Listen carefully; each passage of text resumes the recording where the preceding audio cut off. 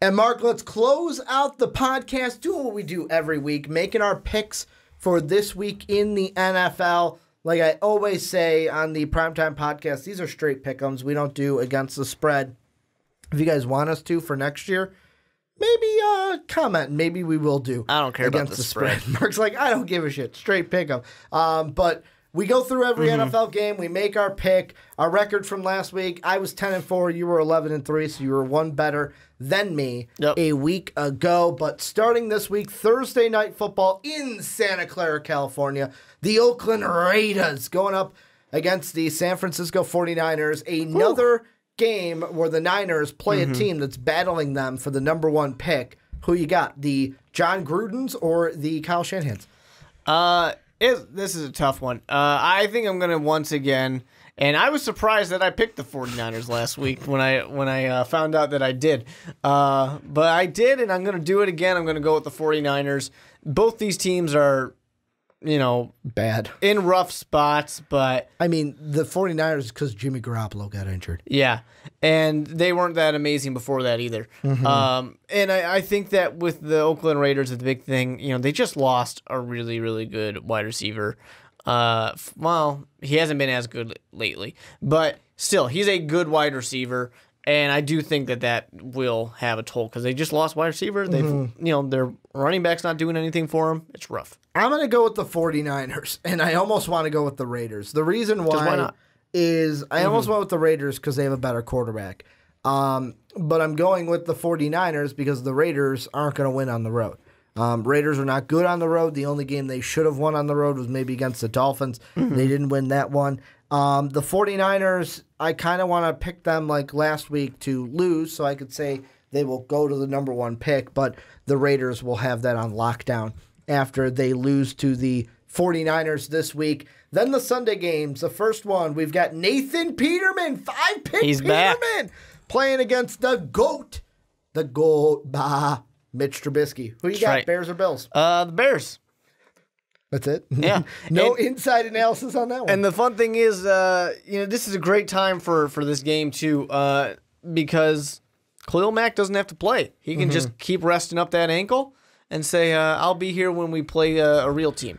Mark, we got to put it on here. It is Tuesday night, and my iPhone is currently going off like crazy because there's going to be severe weather this Sunday in Buffalo. There's going to be a hurricane rolling through. Hurricane Mitch is rolling through Buffalo on Sunday. Watch out, Bills Mafia. You might not want to go outside on Sunday. It is going to get ugly. Hurricane Mitch going to roll right through Buffalo. Bears going to get the win, although I would be happy with a Bills win because I want my Vikings to be in the lead in the NFC.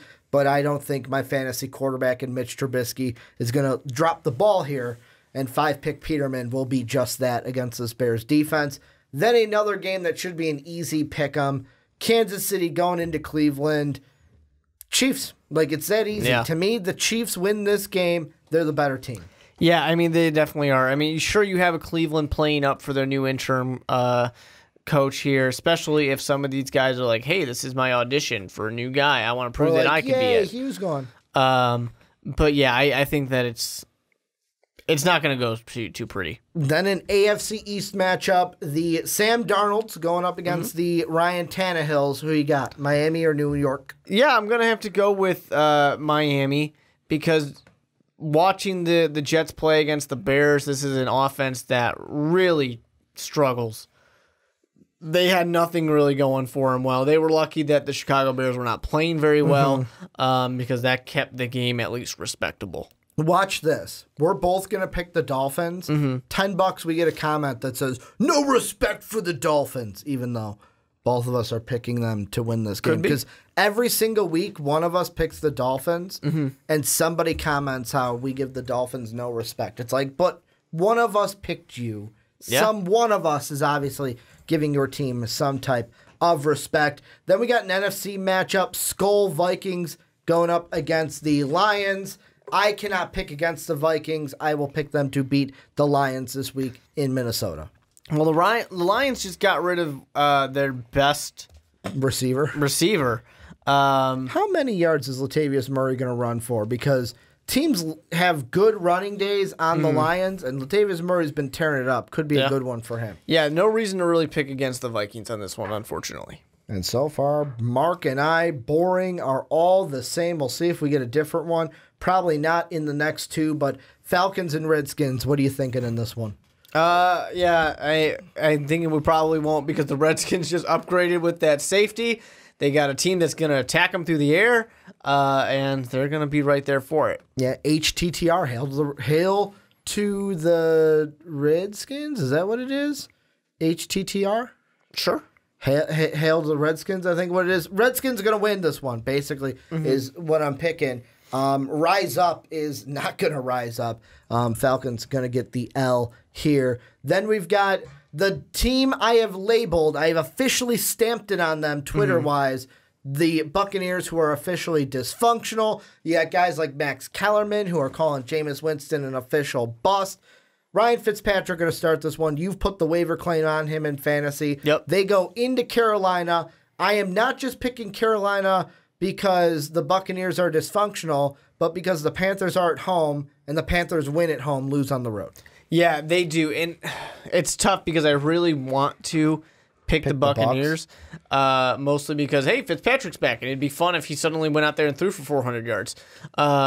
And also, part of me just wants to pick against Ricky. But I know I put the waiver wire claim on him, but my team's out of the playoffs anyways. It's not even close. 7-1. And it's been a rough year. Very rough. My team's not doing so great.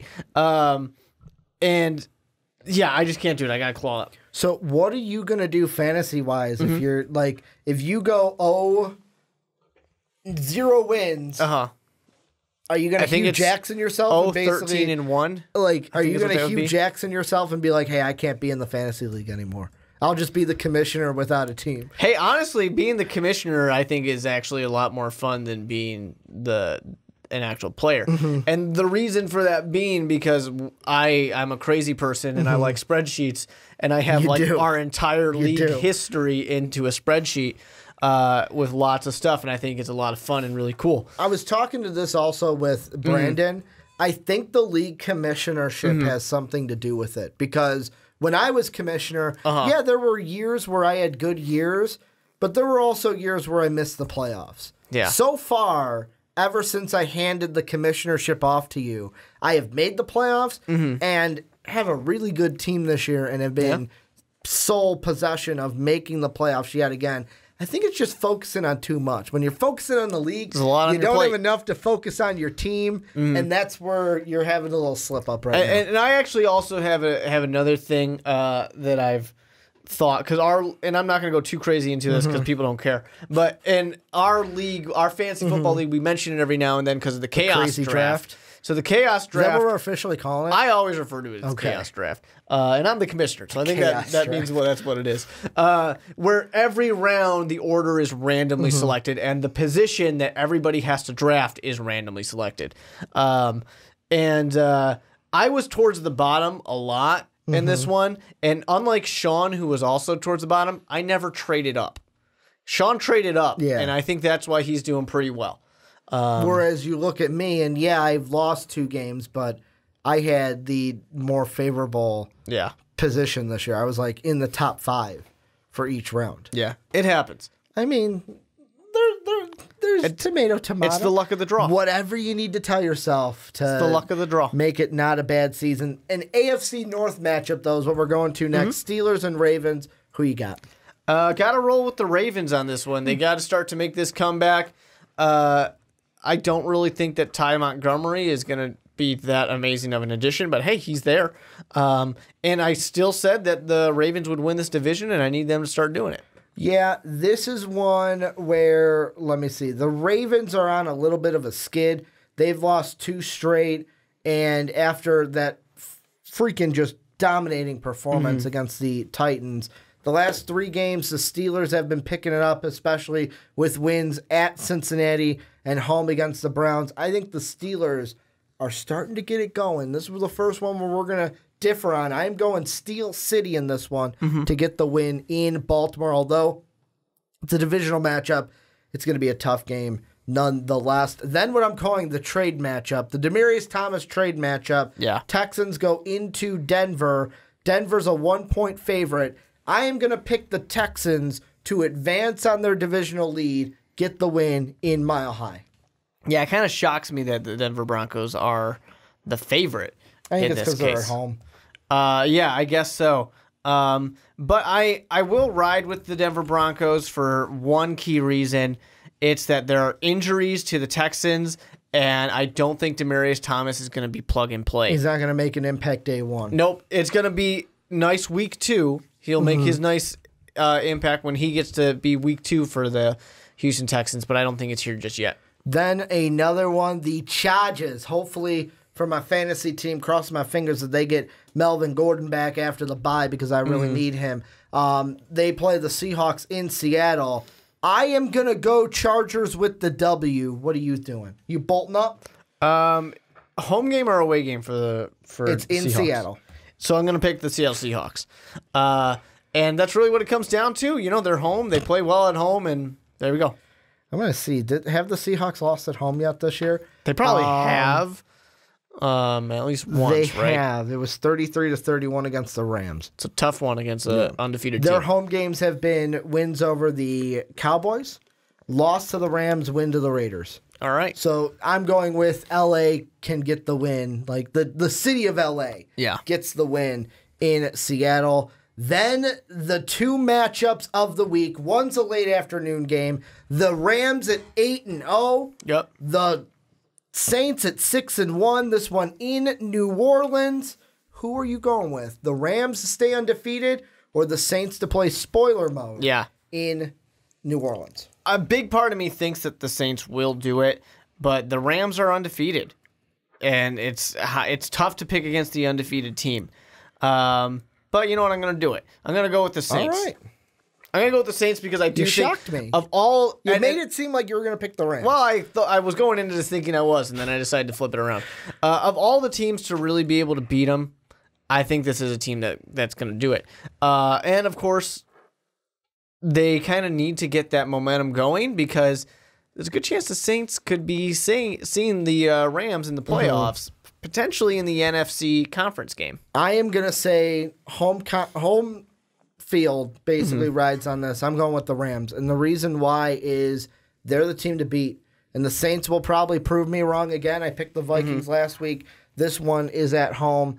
I'm going with the Rams. The Rams are a different beast compared to Minnesota. The Saints abused Minnesota's main weakness that you've been saying since the dawn of time. That offensive line is diddly poo. And Kirk Cousins can't do anything when the pocket is just basically like that. It was almost like Eli Manning levels at some point. But I'm going to go with the Rams to get this because they are a much well-built team compared to my Vikings. And then I think I've predicted what you're going to pick for the last 2. What are you doing for the Sunday night game, Green Bay in Foxborough? Going with the Patriots. That's what I thought. Yeah. I'm going with the Packers. Aaron Rodgers will his team to the victory in this one. Coming off the game that Aaron Rodgers is like, get that sack of shit Ty Montgomery out of my face. Get him out of my city. I don't need him here. He took away from me my game-winning drive. We were going to win that game with me and my golden arm. And now he goes up against Tom Brady, who can't even put up a touchdown against the Bills. I mean, come on now. Hey, the Bills always play tough against the Patriots.